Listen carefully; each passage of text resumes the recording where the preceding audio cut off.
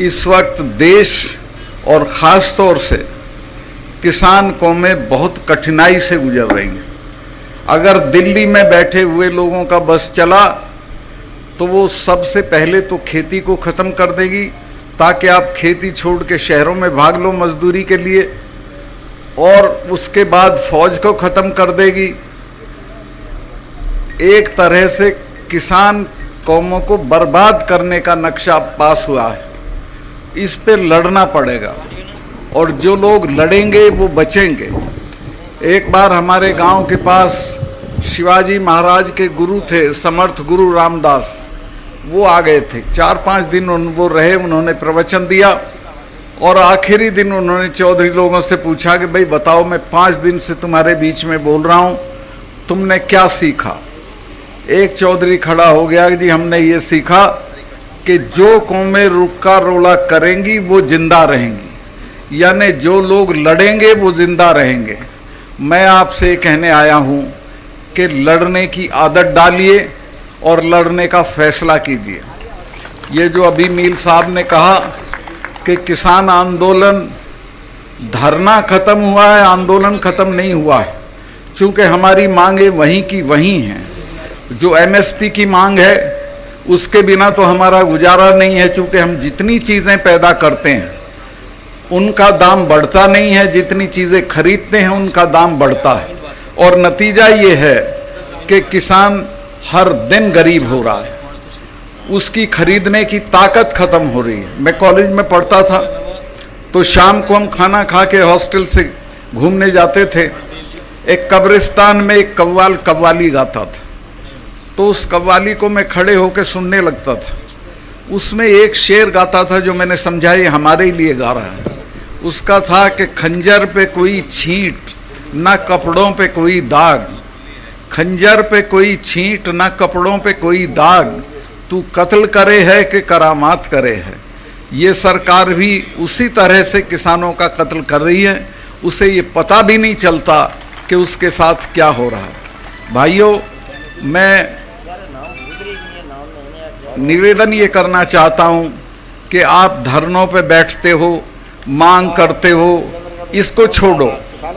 अब ऐसी स्थिति पैदा करो कि लोग तुमसे मांगें, बजाय इसके कि आप सरकारों से मांगें। और वो तब होगी जब आप दिल्ली में सरकार को बदल दोगे। और मैं आपको आश्वस्त करता हूँ, इस बार अगर आपने एकता दिखाई, जात पात को छोड़ के इकट्ठा रहे, तो दिल्ली में इनको कोई बचा नहीं सकता है। मैंने सारी पार्टियों के लोगों से बात की है, सब इस बात पे राजी हो गए हैं, एक उम्मीदवार के मुकाबले एक उम्मीदवार खड़ा करेंगे। अगर ऐसा हो गया तो ये दिल्ली में बचेंगे नहीं, और अगर ये बच गए तो एक बात समझ लो, फिर आप नहीं बचेंगे। ये आखिरी मौका है हम लोगों के लिए कि हम अपने पेशे को, अपनी ज़मीनों को, अपने बच्चों को बचाएं। मैं बहुत लंबा भाषण नहीं देना चाहता, सिर्फ इतना कहना चाहता हूं कि देश बहुत गलत आदमी के हाथ में है। जब ये अभी मैं बोला था 4-6 दिन पहले, बड़ा शोर हो गया देश में, इन्होंने बड़ा तमाम तरह के लोग वो पालतू जो हैं वो लहका दिए मेरे ऊपर।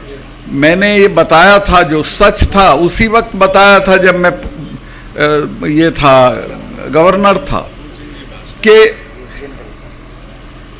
जो वहाँ पुलवामा में जो अटैक हुआ हमारे सिपाहियों पे, 40 लड़के मरे हमारे जवान, वो नहीं मरते अगर ये उनको 2 हवाई जहाज दे देते, 5 हवाई जहाज। वो लड़के अगर मेरे से मांग लेती सीआरपी तो मैं 5 हवाई जहाज दे देता, लेकिन गृह मंत्रालय ने वो उनको हवाई जहाज नहीं दिए और वो सड़क के रास्ते चल दिए। उस सड़क के रास्ते में मैं गया जिस दिन ये दुर्घटना हुई, उसके बाद उसमें 10 किलोमीटर के एरिया में करीब 10 जगह सड़क आके मिलती है। उस पे एक जिप्सी नहीं खड़ी थी किसी को रोकने के लिए, कोई भी आ सकता था। तो वो आया, भरी हुई गाड़ी थी विस्फोटक की, और एक गाड़ी में मार दी और हमारे 40 जवान शहीद हो गए। ये कहीं अपनी शूटिंग करा रहे थे उसमें नेशनल कॉर्बेट पार्क में, यूपी में है वो। तो वहाँ टेलीफोन की सुविधा नहीं होती है, तो इन्होंने बाहर आके मुझे एक ढाबे से फ़ोन किया और पूछा कि सतपाल भाई क्या हुआ। मैंने इनको बताया कि साहब ऐसे ऐसे हो गया, इतना हमारा नुकसान हो गया है और ये हमारी गलती की वजह से हुआ है, अगर हम जहाज़ दे देते तो ये हमारे बच्चे नहीं मरते। तो इन्होंने मुझे कहा कि नहीं अभी इस पे चुप रहो, इस पे अभी चुप रहो। जो नेशनल सिक्योरिटी एडवाइज़र है, जिसका नाम आपने सुना होगा, अजीत डोभाल, वो मेरा क्लास फेलो रहा, कानून की क्लास में हम साथ पढ़ते थे।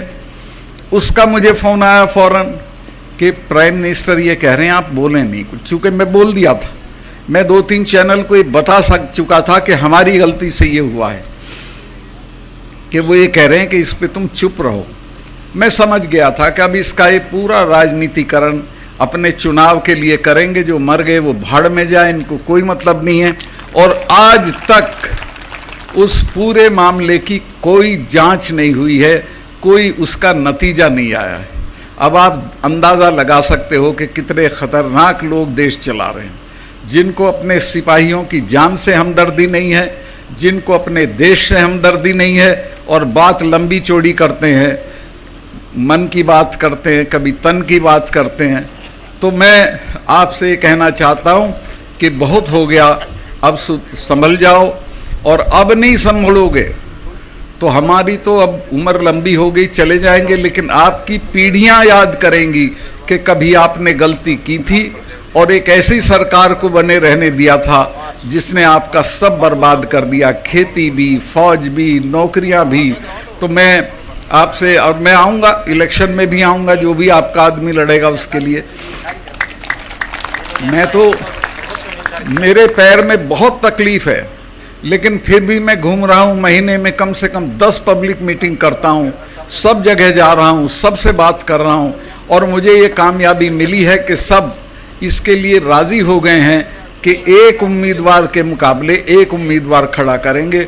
और अगर ये हो गया तो मैं आपको आश्वस्त कर दूं कि ये बचेंगे नहीं, इनकी शक्ल नहीं पहचानी जाएगी। ये जो आज इनका घमंड है, ये सारा चूर चूर हो जाएगा। सब सहमत हो गए हैं, सारी पार्टियां सहमत हो गई। मैं बहुत लंबा भाषण कर दिया, भाई इतना ही कहना चाहता हूं कि ये मौके रोज़ नहीं मिलते हैं।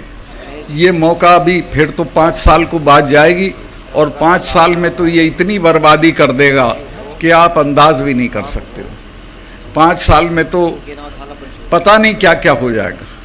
तो मैं काफ़ी आपका समय लिया, अभी मैं इतना ही हाँ, असली चीज़ तो मैं बोल ही नहीं रहा था, वो थी यहाँ के शहीदों की कुर्बानी। आपके जो 5 लोग शहीद हुए थे, वो अंग्रेज़ों की बंदूकों के सामने खड़े हो गए थे। जब उनकी औलाद हो तो इससे क्या डरने की ज़रूरत है, ये तो कोई चीज़ ही नहीं है।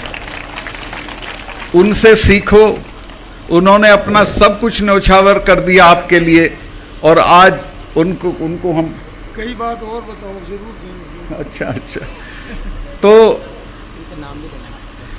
इसमें शंभू सिंह जी भूखर थे, तुलसाराम जी भूखर थे, टीकूराम जी, सिंह लगा दो अब इनके आगे, राम नहीं थे। चेता जी भूखर थे, आशाराम जी पिलानिया थे, चौधरी छोटू राम ने सीकर में एक महायज्ञ किया था। उसके बाद लोगों में चेतना आई थी, लोग खड़े हो गए थे, अपने नाम के सामने सिंह लिखने लगे थे, लेकिन सामंती ताकतों को वो गवारा नहीं था। इन 5 ने वो नाम भी लिखा, और लगान के मामले में ये संगीनों के सामने खड़े हो गए, मारे गए। इसलिए हम इनका आज जन्मदिन मना रहे हैं, और उसी दिन से सब मना रहे हैं, और आगे आने वाली पीढ़ी भी मनाती रहेंगी, क्योंकि उन्होंने काम ही ऐसा किया था। तो आपसे भी मैं कहना चाहता हूँ कि आप भी, अब तो संगीने भी नहीं हैं। मैं अभी 4 दिन पहले हरियाणा की खापें आई थी, मुझे खापों के चौधरी वो करने आए थे, धन्यवाद। उनको कहीं से सुन गया था कि सीबीआई ने मुझे बुलाया है, तो मैंने उन्हें समझाया कि मुझे नहीं बुलाया, सीबीआई मेरे यहाँ आ रही है बात करने, और वो मेरी जांच नहीं कर रही है, बल्कि जो मैंने बताया था कि कहीं 150 करोड़ रुपए की रिश्वत ली जा रही थी, उसकी जांच करने आ रही है, उस सिलसिले में मुझसे बात करेगी। तो उन लोगों को ये पता चल गया, तो वो आए। मेरा घर 2 कमरे का है, वो भी किराए का। तो मैंने